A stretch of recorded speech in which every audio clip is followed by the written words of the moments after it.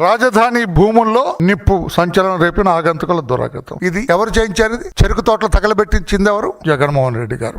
గులకరాయితో హత్యాయత్నం, దానికంటే ముందు కోడికత్తి. జగన్ పై అభిమాని దాడి, విశాఖ ఎయిర్పోర్ట్ లో కోడికత్తితో గాయం. ఇది ఎవరండి? నీ రాజకీయ కాంక్ష కోసం, ముఖ్యమంత్రి పదవి మీద మోజు కోసం 5 సంవత్సరాలు ఒక దళితుడిని జైల్లో పెట్టించిన నీచ చరిత్ర జగన్మోహన్ రెడ్డి గారిది. కోడికత్తితోటి చంపాలనుకున్న కోడికత్తితో భుజం మీద పొడుస్తాడండి. ఈయన ఇట్లా చూపిస్తుంటే ఆయన పొడిచాడు. అందుకే కదా ఈ కేసులో కూడా ఆయన కోర్టు నిజంగా అత్యాచారం జరిగితే వెళ్ళి చెప్పాలి కదా, వీడే నన్ను పొడిచాడని చెప్పాలి కదా. Why avoided to attend the court? Criminal instinct.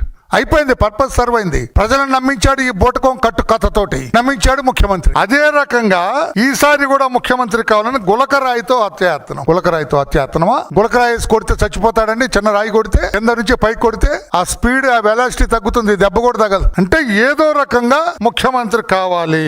దానికి ఒక చిన్న ఇది తీసుకుని దానికి ఒక ప్లాస్టర్, ఈ ఫోటో చూడండి, ప్లాస్టర్ వేసుకుని ఎలక్షన్ ప్రచారం దిగా చిన్న ప్రజలు గమనించారు ఇతని క్రిమినల్ ఇన్స్టింక్ట్, నేర ప్రవృత్తి, నేర ఆలోచన అంతా కూడా రాష్ట్ర ప్రజలు గమనించారు. కనుక జగన్మోహన్ రెడ్డిని నువ్వు తగవు, నీకు అనవసరం అని చెప్పారు. ఇంకోటి ఎంత నీచమైన పని అంటే, అంబేద్కర్ విగ్రహంపై పెట్రోల్ పోసి నిప్పు. అంబేద్కర్ ని కూడా వదలలేదు. ఈయన రాజకీయ కక్షలతోటి చట్టబద్ధంగా ఎంపికైన ప్రభుత్వాన్ని అస్థిరపరచడం కోసం ఇవన్నీ కుట్ర.